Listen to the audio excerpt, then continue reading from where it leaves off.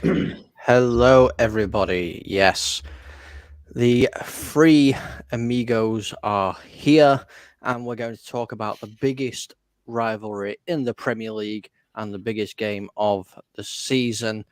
I know there's another derby, but nobody cares about that one. This is the derby that everyone cares about. I am joined by the ever growing presence, the City fan, Ian. How are you, buddy? Yes, I'm good. I'm happy, but I'm nervous as hell for Saturday. I think we're all a little bit nervous. And I'm joined by the second place contest winner of the Eric Ten Hag lookalike competition, Rebel. How are you doing, mate? Yes, we played a good football, and we would like to see some aggressive play from Manchester United going forward. All jokes aside, how are you doing, Colm? Absolutely fantastic. Literally just in the door from work, and I said, you know what? Now I feel like talking about a bit of footy, and what better a footy game to talk about than the Manchester Derby? Like, talk about serving us up with a grade A opener to the weekend, 12:30. Get in there, son. Yes, exactly. Exactly. It's going to be an interesting game. But before we go into the topic of today, we do have a little bit of housekeeping, as you would say, Rebel. Uh, yes, Rebel is showing it there. We'll go on to them in a moment. But if you would like to read this out for me, Rebel. Yep. We are proudly sponsored by Global Mapping Surveys. Global Mapping Surveys currently assist architects, property developers, and construction companies all over the country. That currently means the UK for those of you that are an international audience. They offer a wide range of services such as setting out topographical surveys, 3D laser scanning, and monitoring. The link is, as always, in the description for their website, and their contact details are available. Thank you so much, Global Mapping Surveys. Yes, thank you so much to Global Mapping Surveys. And of course, we are sponsored by, we're an official partner, should I say, with a certain company. Right. It's a powdered energy formula which is mixed with water. It's a much healthier alternative to the generic canned energy drinks that you see in your local shops. Its clean, zero sugar, antioxidant rich formula is designed to give you the edge.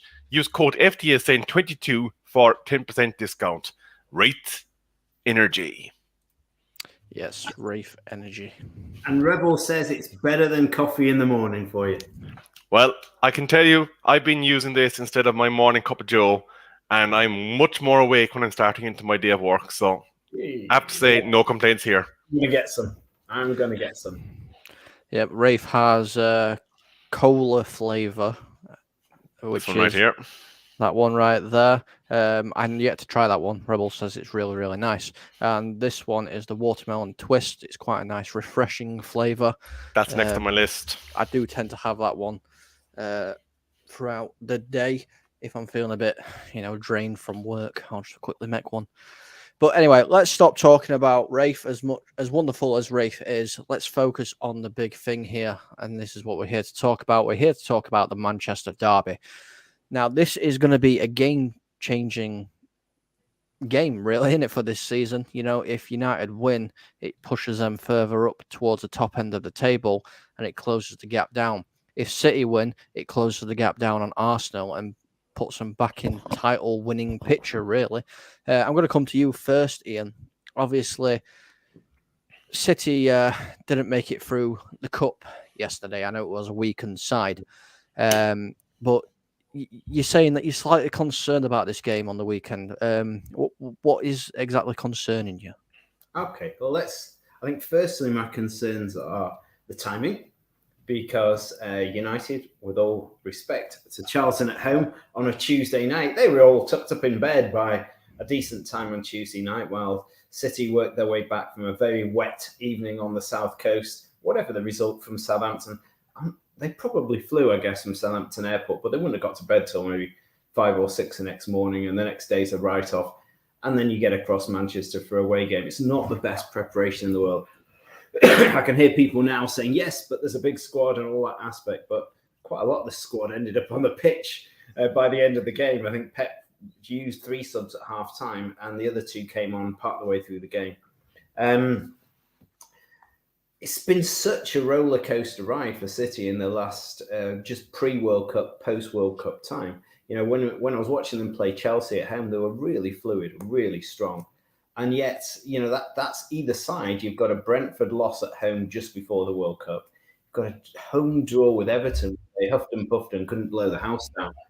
And then this result straight after Chelsea away at Southampton, where until Southampton rose from the dead at Crystal Palace, and again, you could say that was a really big surprise result. That my mates who were at Palace said Southampton did play really well in that game, but it was sparked by a Wheater mistake in goal that kind of triggered the rest of the downfall. So, you know, after that, I thought, yeah, City would still go to Southampton. The team looked good enough to win it. But my concerns really about City are there's a variety of players who seem to have lost form. Earlier in the season, you know, Ruben Dias at the back was unplayable, fantastic. And the last 6 months, he's gone off form at the back, lost his place, now has picked up an injury. But the same for Joe Cancelo. Cancelo last season was this marauding beast down that left-hand side, an untouchable player. And he struggled before the World Cup for form. Played the first game for Portugal, got dropped, and that was it. That was his total contribution at Portugal. And for João Cancelo to not make the first 11 for Portugal, then, you know, something's gone wrong. But look at that post-World Cup. I mean, I was kind of surprised Pep didn't play Foden straight away and Bernardo Silva. So when you look at the bench straight after, for the first game back after the World Cup, you know, there was Foden and there was Bernardo Silva on that bench. And I thought, you know, I'm scratching my head. I thought, well, Mahrez will be fresh, and he has played quite well. But even coming back into the team, Walker, Foden, and Bernardo Silva, they look off their game. They've come back. They've lost the intensity that they had when they left for the World Cup and when they came back. And as a result, Pep is chopping and changing his team every game. I don't think we've played the same central defensive partnerships together in the last 6 games, which is bizarre. And then we've always got the big elephant under the carpet, which is our left back position. You know, we played Gomez started the game in Southampton was poor. He's not great defensively. You know, he is good going forward. You know, it's a little bit like our Christopher Trent Alexander-Arnold at Liverpool, who is incredibly gifted going forward. He's one of a right foot. He's unbeatable in the Premier League in the opponent's half of the game. But we all know that he wobbles a bit now and again, going backwards, etc. Well, Gomez is a very poor man's Trent Alexander-Arnold. So I'm nervous down the left. I'm nervous about the form. I'm nervous about the intensity. And yeah, Haaland started to miss a lot more than he started to score. You know, he was almost hitting everything into the back of the net for the first half of the season. And now it seems to take 4 good chances before one goes in. So I'm nervous. Yeah. I mean, before I come on to you, Rebel, obviously our sponsor is here in the show, Global Mastering Surveys. Hope you're doing well. He's saying here, mixed emotions on this. Normally I'm seeing City are going to batter United in the build up to this, but who is going in as favourites this time? Personally, for me, I still think it's City. You know, I still think City are the favourites to go into the game. You know, Pep Guardiola's been there quite a long time now. He knows how he knows how to set up against United. We've seen it already, you know. But I mean, I'm going to come to you, Rebel, with this. This is a different United that played City not so long ago when we got absolutely destroyed by them. You know, we've got players that have come into form at the right time. You know, the players like Marcus Rashford, he's on amazing form right now. And then you got the Stonewall in the midfield. You know, you got Casemiro. You know, he seems to be one of the best players. One of the best CDMs in the world. And obviously the partnership of Varane and Martinez is growing strong as well. And David De Gea, you know, he's been on decent form as well. How nervous are you about this game? I'd like to say, first of all, I'm taking yesterday's game that City lost with a pinch of salt. I had a look at the way that they lined up, and basically Pep tried to do a bit of an Erik ten Hag by moving the wing back into the centre. Now, Walker has done it before in a 3, and that is fair enough. but this was kind of a new dimension for him to play in it too. And there was a number of other changes. And I suppose the one thing that would be concerning City is obviously Haaland isn't really hitting the road the way that he did at the start. But I think, that is obviously a phenomenal player, and we can talk more about that in a while. But as regards my own personal feelings, it could be now that there's a lot of mental scarring from the last number of seasons. Now, we have had a couple of results against City, don't get me wrong. But I suppose invariably we kind of went into this one with a dread since Sir Alex Ferguson has left us. And I suppose we're still trying to find our place against City because we've yet to play him with Eric Ten Hag in a kind of a position that we are now. So for me, I think obviously Brentford was a wake-up call, and that led to the signings of both Casemiro and Anthony. But my one overriding concern, and mightn't present on Saturday against City, is that we have been very reliant in pushing the likes of Eriksen, the likes of Casemiro out into nearly every single contest that we are involved in. And as we used to say about Bruno when he arrived first, when we were throwing him out in every game, whether he needed to be there or not, you do need to make sure that player management is observed, particularly someone that is in the latter days of their career like Eriksen. Like, if we mind him, there's no reason why we couldn't get another season, 2 seasons out of him after this year. But it's not sustainable to keep pushing him out there the way that we have been. And I suppose, again, like anyone else, we would have felt that we were short in the striking department. Now, there's a guy coming through that the United agenda will be talking about later tonight, but that's only a small, temporary kind of fix. And obviously, I don't think we expect him to start. We'd be lucky to if he makes the bench. I think the registration needs to go through by midday tomorrow. But as yet, I don't think we have confirmation that he is registered. In regards to Cancelo, I do want to pick up on that briefly because from a financial fair play, fantasy football perspective, he would have been one of the mainstays of anybody's pick. And he hasn't really hit the form the way that we would normally have expected, because like Trent, he was a points magnet. You put him in there and you forgot about him because he done his job and there was no need to be concerned about him. The one thing I would have said, and I think I said it either here or on United Agenda start the season, I was confused as to why City weren't more aggressively pursuing wing backs, because I think that is the only area of the pitch where you're absolutely dead on the ground when you go beyond your mainstays. Because clearly you have the backup to Haaland and Alvarez, and your midfield. You could probably put 2 Premier League sides together in the midfield area, because you're just absolutely... I can't even find a word to describe how embarrassing the riches are in the centre of midfield for City. But as you said, this might be a good time to play City. Like, I'll be honest with you, I've been looking at the forms, the fan forms, and this is the first game that I sense dread, genuine dread amongst the fan base, because, again, those many years that we've had where City have absolutely just had to turn up and roll us over have left some damage. Now, there's a new attitude in place with the leaders that have now come into the centre of that park in Casemiro and Eriksen. But I think it could take, like, even if we beat City the next day, I think in a one-off, that will not still repair the damage that has been done mentally to Manchester United fans.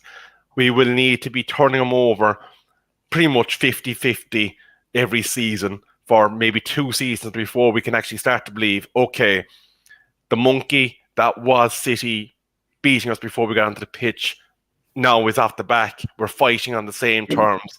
It's a game of 2 halves, and whoever is the better team on the day will win it. Yeah, obviously, as you were saying about the new striking option, the latest update we've got is that his medical will be taking place within the next 24 hours. So maybe they're doing his medical right now, so they can get him registered in time. We just don't know that at the minute. I've had a quick look. There's nothing new at the minute. I mean, you know Pep Guardiola quite well, Ian, and he doesn't tend to talk about games before. You know, he had a game against obviously Southampton, but he actually spoke about the Manchester derby.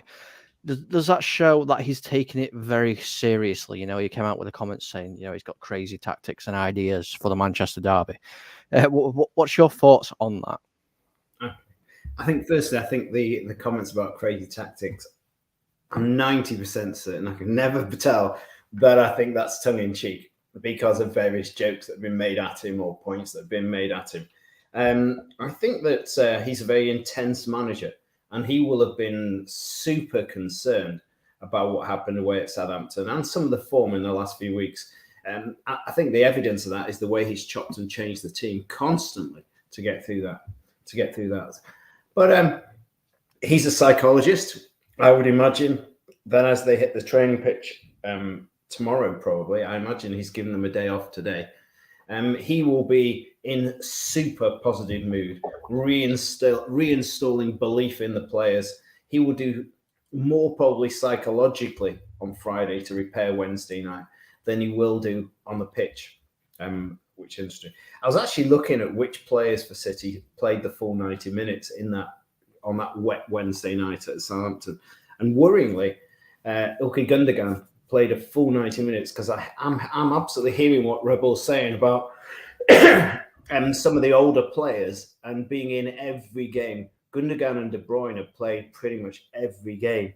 Even Kevin De Bruyne had to come on at half-time, City were that poor, and I know that Guardiola would have preferred to have rested him through there. So Gundogan played a full 90 minutes. Foden played a full 90 minutes. Laporte played a full 90 minutes. And maybe that gives us an indication to where, I mean, we'll come on to it later. I'm sure you're going to ask me about what I think the team's going to be. But I think the message from Pep is who he played 90 minutes and who he didn't. And it wouldn't surprise me to see the majority of those players who he did put on for 90 minutes not starting. And maybe absolute radical, but I've got a feeling he may start Jack Grealish over Foden, which will be, you know, the City fans will put their head in their hands. But Foden played a full 90 minutes on that one. But I think back to your new striker, Erik ten Hag. I like about him. Again, he's an intense, non-humoured, very professional, very hardworking, high standards, detail merchant, who is almost a headmaster type character with the United players and across the team. So bearing in mind his conservative nature and his prudence of management, I would be stunned if the new guy starts. It would be against all his whole character. Yeah, I don't think he will start. You know, if he's going to be in the team, he's probably going to be on the bench. Maybe he'll get a run out. Maybe he won't. We'll see. We will see. He's the only real big forward. So I would have thought if it's evens or United need a goal in the last 10, I think that's where he'll come. Yes, I do think so. So I have got here, and we can have a little discussion about it. These are the last couple of games, obviously 2022 and 2021. Obviously, 2nd of October, the drumming of the 6-3 victory for City. 6th of March, 4-1 to City. And then 6th of November in 21, 2-0 to City. And then the game before that, it was a 2-0 win to Manchester United. So it's been going Manchester City's way in the derbies recently. Now, is this going to change in your opinion, Rebel? Is it the fact that we're going to be at home is going to change it? Or do you see something like this happening once more? Okay, I just kind of take it from the point of view of just even the last 4, even before that one victory that we have up on that screen, there would have been more City wins than United going back for the couple of seasons before that. What I think is different this time is that we seem to be kind of coming in with a greater purpose. The lad that's right next to Rashford has made untold changes to the psychology of our team. And I think it's the mental strength more than anything that will make a difference when we start playing the game of football. We used to go on beaten. I think Ten Hag and Casemiro and the quality of player that United are now associating with themselves with is going to make a big difference. It's now a game where you might say we would even be looking at on a 50-50 footing with City. We have a number of ways to go. We're not the finished product by any means under Ten Hag. He's still working his way through upscaling the squad, but I don't feel that we're beaten this time. And that, if you said to me 12 months ago, if we were previewing this fixture, I'd have said, congratulations, Ian. Well done, the 3 points, but we're not getting anything out of this game on Saturday. I think there's at least a point available to Manchester United if we manage to get our footing right. We go out there and we attack the game. We do not play for a draw under any circumstances, because if you play for the draw, you know exactly what's going to happen. You're going to lose it. And that's what normally happens when you go out with a semi-beaten mentality. We'll be playing to win, and if City win on Saturday, it's not because we lost, it's because they were the better team and they executed their game plan and imposed themselves on the game. That, for me, is the biggest difference going into this fixture this week as opposed to last season. And we do have game changers within our team. I think we're yet to see the best of Anthony. There's only one concern that I have over our team, and that, even at that, the backup is more than adequate in this game, and that is whether or not Dallow's fit. And but we'll be getting to that in a while. Yes. Obviously, I am keeping an eye out on the time because I know people are time limited. What I quickly want to do, if you guys are up for it, obviously Manchester United are playing at home. You'll have seen this. Bobby does this on watch-alongs and some stuff. So we'll do a quick one, and we'll create a team of Manchester City and Manchester United players. Manchester United will obviously get the advantage, seeing as though they're at home. But we have to be in agreement. It's down to you two. Have to be in agreement on the team selected. So, where do we want to start? We go with goalkeeper, I think, and work our way out. Okay, so we'll go with goalkeeper. Let me see if I can share this so you can actually see that I don't want it. There, can you see that? Yes, indeed. Okay, let's go. It's quite an interesting exercise as well, this, because it to an extent, it's the reverse psychology of where City's strengths and weaknesses are for Saturday's game. Yes. I'm going to say straight out the gate, it's Ederson. Yeah, I think we should move on from there. Okay, Ederson. Where you want to go next? Back. Left back? Over to you. I'm going to have to go for my boy Shaw this year. He's been fantastic. Since he's put on his displays for England, I have to say Luke Shaw. I'm not going to contest that because I don't believe that City have a pure left back, and it's certainly, Gomez is a long way away from that. My only little challenge is, we're thinking 4-4-2, I guess, but I was waiting for you to ask me what sort of team you thought Pep would put out, and I've got a feeling he's going to go 3 at the back. Okay. Well, are we doing this is the combined 11, isn't it? That we're doing. Yes, the combined 11. So I think I like 4-3-3 because it'll give us an opportunity to discuss that midfield, because that's where the real battleground is. We'll go with 4-3-3, but I don't think Pep will play that tomorrow. So yes, we'll go with Shaw at left back. Yeah. We can put people out of position if necessary. Centre backs. You can put the first one on the table. Yeah, absolutely. I think John Stones is the best centre back available in Manchester. Stones? No, I think we have to put in Martinez as his partner. I think very interesting, because I think that this is going to be his derby. He reminds me of Ince. I like Martinez immensely, and I'm not uncomfortable with that. I think he's a great player. Sandro. Right back is weird because Cancelo's been out of form. Dalot has been doing well, but was injured and has had a few games where Wan-Bissaka deputized. But I think on the scale of it, I think Dalot probably edges Cancelo on performances this season. Overall, Cancelo's a way better player, but I think Dalot gets it this year. It's a tough one at this moment in time, because if you're going to ask me any time over the previous 5 years, I'd have wrestled you around the table for Walker. I think he's been in the top 3 right backs in the world, never mind just in Manchester.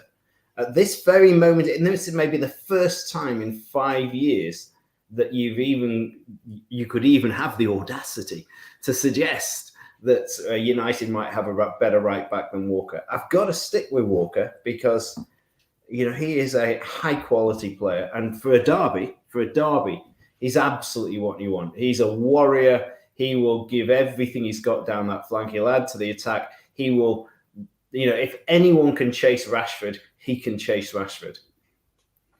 That would be my thoughts. I would argue that, even if he's 3/4 form, Walker is the best right back in Manchester. Well, one for Dalot, one for Walker, so I will be the tiebreaker here. And it will surprise people, but I am actually going to go for Kyle Walker. Just over Dalot. I do like Dalot a lot, but I think Walker's got that little bit more, he's got that more experience as well, which I think puts him just above. Can we get rid of one more obvious position, because I'm not even going to argue with it? Haaland, striker, just get it done. Yeah. It's interesting because when we're thinking about derby players here, and you and I, Rebel, instantly went for Martinez. He's got Derby Day written all over him in the same way that Kyle Walker has. It's when, certain normal players turn into absolute gorillas on a day like that. And they're the sort of players that do that. Anyway, we'll come back to that. Yeah. Midfield, Casemiro, Rodri, De Bruyne. It has to be.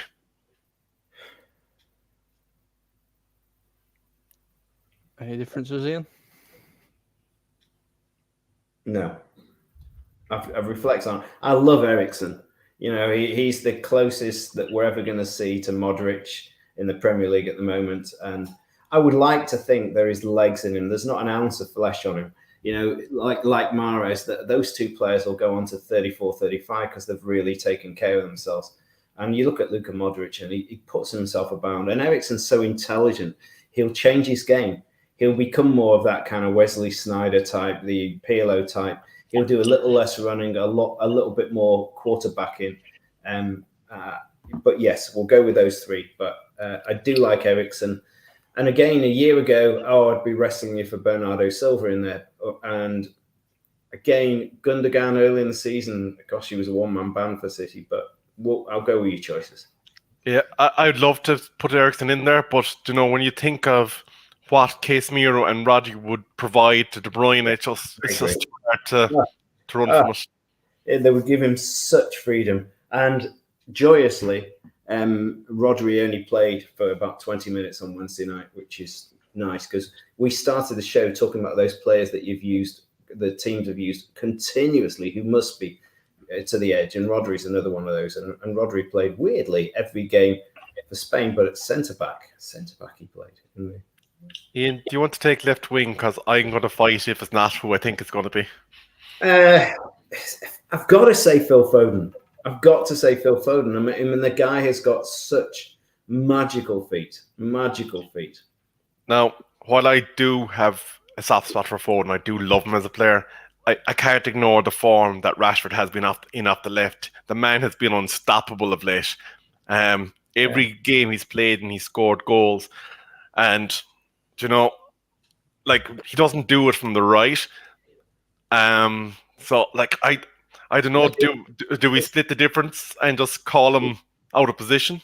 If we're going to call it on the absolute form of the last 4 or 5 games, he gets the nod. If I was the manager of the combined team, yes, I think I might pick him, because I also started the show by saying that Phil Foden seems to have lacked a little bit of intensity coming back from the World Cup, whereas Rashford, if anything, has stepped up. I'm going to be a complete cynic and say perhaps if it wasn't contract to clock, that maybe he wouldn't be doing this. But I'm not sure what switch has tripped.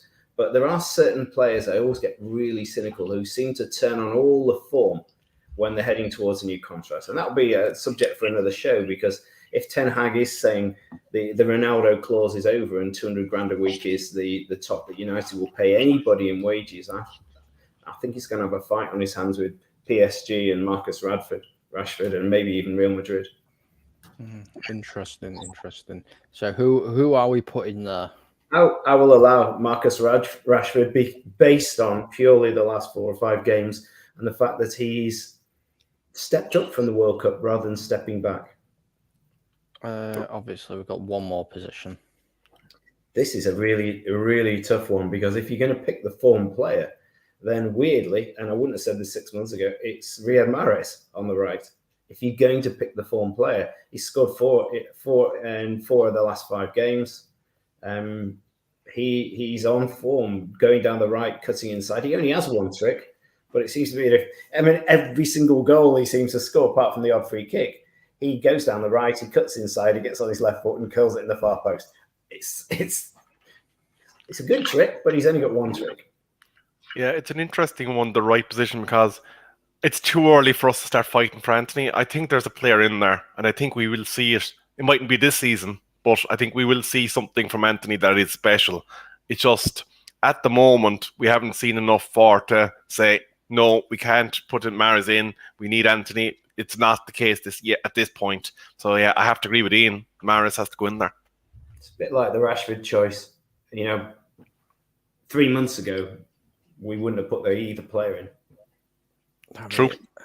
I mean, obviously that is the combined 11 now. So it's Edison, then the back line of Shaw, Stones, Martinez, Walker, midfield 3 of Casemiro, Rodri, De Bruyne, and then your front 3, Rashford, Haaland, and Mahrez. I mean, that is a dangerous looking team. And I want to say honourable mention to Raphael Varane, because I think in a 3, chances are we would have been putting Varane in there. Yeah, I just think he's a bit lightweight for the derby in terms of, he doesn't turn into that incredible Hulk in the derby. I think he still likes to keep his style and his panache, and often in a derby there's no place for that. What I do want to say is, if Pep is going to be true to his word and put a tactical formation spanner in the works, and he might, then my prediction is that he will play 3 at the back with Aki on the left, Stones in the middle, and Walker.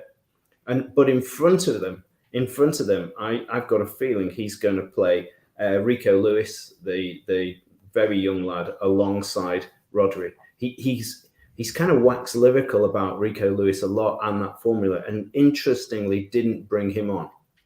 So I think there could be something in that formation, and then that allows them to contain United. He's definitely just going to play Haaland through the middle, because with Alvarez, he played the full 90 minutes. And I do want to ask, though, for 3 in the back, who do you sacrifice? Who loses out? Where does the shape change ahead of him? I think he'll then play. It could well be Bernardo Silva that doesn't start, which is bizarre for a derby. The man famous for running the most amount of miles, I think, ever in a derby. I think he will. I hope he starts Foden rather than Grealish, but I've got a feeling he might not.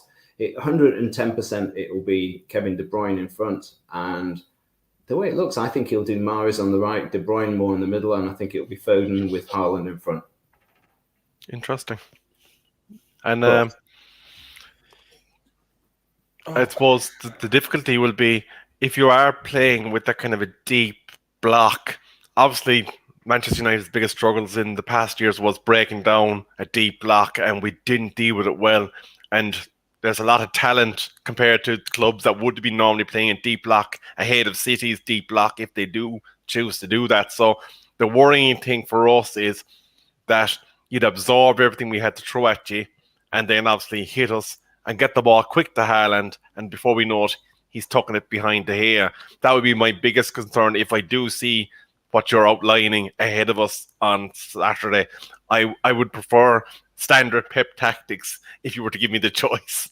Yeah, it could be a wild one, but when you look at Haaland's goals, the absolute vast majority come in the first 60 minutes. Haaland isn't a player for nicking one in the last 10, 15. I just can't even remember the time he did that in a critical situation. I hope City score first and then manage the game and score again. If United score first and start to contain City, that's when I get really nervous. When Liverpool have done that to City, got an early goal, Southampton did. It's almost like you get punched between the eyes, and City aren't good at then shaking their head and dusting it off. Somehow they're so shocked that it takes them too long to readjust. If United score first, City have got trouble. If City score first, I think they will control the game and go on to win. But Haaland doesn't seem to me like a player who'll nick it in the last few minutes. Well, we are going to be wrapping the show very, very shortly. I know you went through it a minute ago, but just remind everybody your starting 11 for the derby, and after you said that, please give us a score prediction as well, Ian. The score prediction I've stuck with all week is United 2, City 3. I think it'll be a humdinger. And I think it will be decided, probably not by Haaland, probably by a more hard-working player like Gundogan. And in terms of the formation, yes, I think Pep may throw a little bit, may go 3-2-4-1 or whatever up front, if I've got my numbers right. But doing that sort of formation, I can feel Rico Lewis and Rodri sitting in front of a back three with Haaland, the lone striker. I can feel it. I hope he trusts Walker. I hope Walker's good enough. If he then does Stones on the right with Laporte in the middle and Ake on the left, I'm nervous about that. And Rebel, for the Man United side of things? Yeah, well, I think it's obvious David De Gea will start in goal. Assuming he's fit and there's no possible niggles, Dalot will more than likely start over Wan-Bissaka, but I would not be surprised to see Wan-Bissaka. Centre-backs Varane, Martinez, Shaw, Berto on the left, Casemiro, Eriksen will be the main defensive operators in our midfield, Bruno ahead of them, and then we'll have Rashi on the left, Anthony on the right, and I think Tony Beats will get the start up front.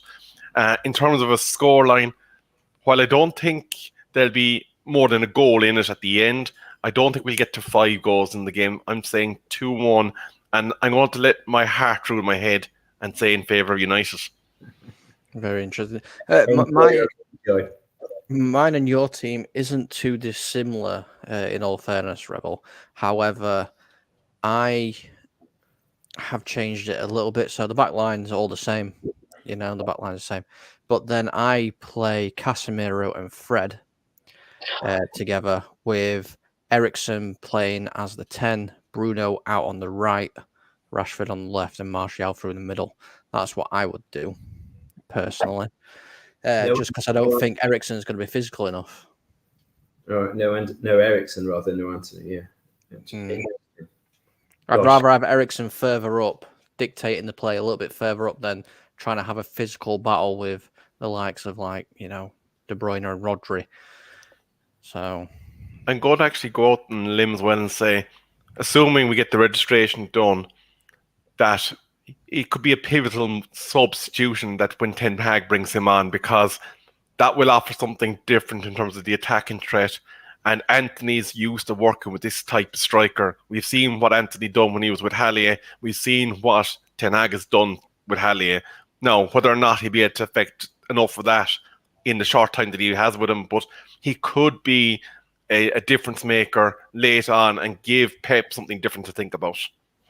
He could, and I'm going to make a score prediction, and I'm going to go a bit outrageous. I think it's going to finish 4-3 to United. I think it is going to be a cracking game, and I'm going to throw it out there and say that a young certain winger called Garnacho will have some involvement in the winning goal, because I think we've kind of overlooked him a little bit.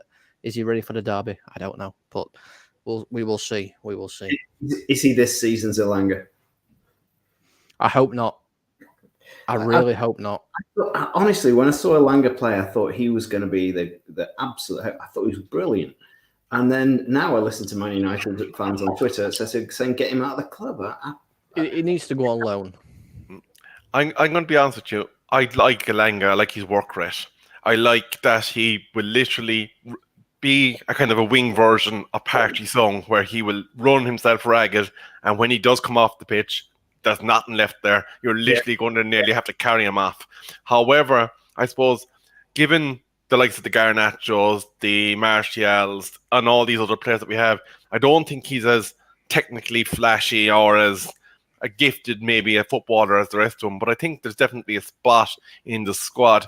Now, failing that, if he does find that he's not seeing enough game time, he more than likely will ask to leave. Would I be upset if he did leave? I think I would, because I think you're only as strong as your weakest link in your squad depth, as City know from their wing backs. So letting him go would be a big mistake unless something amazing comes in to fill the void that he'd be leaving behind him. Tell you what, I'd loan him. If I was United and wanted to see what he's got, I'd lend him to Burnley. I'd let Vincent Kompany get his hands on him. I think he's the sort of player who'd work well for there. If he goes to Everton, he's not coming back. No, Everton is a graveyard, I will agree with you. It is. It is a graveyard. But that is going to wrap up the show. I know, Rebel, you are going to be doing something shortly. Are you not? I will be on the Man United agenda not shortly, but at 9:35 we're going live to just talk about the latest transfer news. We're going to have a little wee discussion on the League Cup draw, and then just to throw a bit of a difference into it, we're going to be talking about finances and the assertion that due to the changes in financial fair play, that United will have to do a massive clean out if they are to get the top-rated striker and midfield or to add to their depth in the summer. Now, I think the point is moot, to be honest with you, if we have a takeover, but we're going to throw that around. And of course, Man United Agenda are also doing their version of the Manchester United Derby preview at 8:30. Yes, they are. And of course, Ian, you are back on Saturday for the Manchester Derby. Yeah. Watching it. We'll be there, biting my fingernails, jumping up and down. It's going to be a lot of fun. A lot of fun.